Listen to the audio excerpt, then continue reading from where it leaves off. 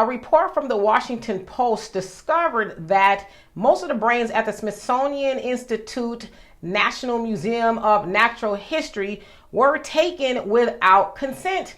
Now, it is said that there's about 255 brains there at the Smithsonian, and 57 of those are of Black people. Now, those brains were acquired from sick, poor people, or people whose family did not give consent when they could not. And so, of course, a lot of those brains, especially Black ones, were being compared against that of white brains to show some level of superiority.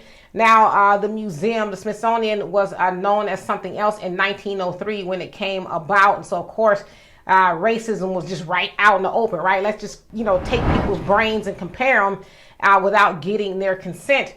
Now, the museum hasn't said anything about giving it back, but of course they said, times are different.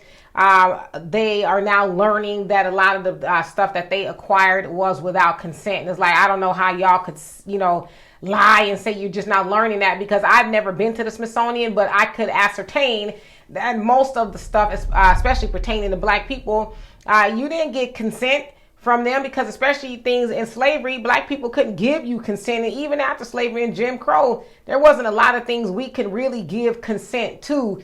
And so if you ask me, I think they should give those things a proper burial.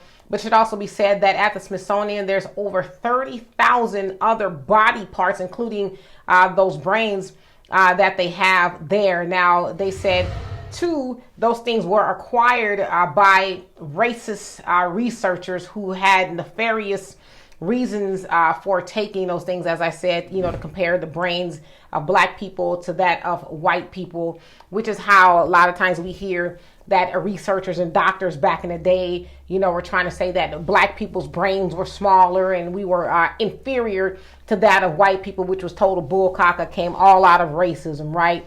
But anyway, the Smithsonian, they have our people's brains there, and they did not get consent to have them. So again, I think they should give it back and give them a proper burial. What do you guys think? So anyway, for more insightful commentary, please subscribe to this channel and my channel, The Demetra Kaye Show, here on YouTube. Peace.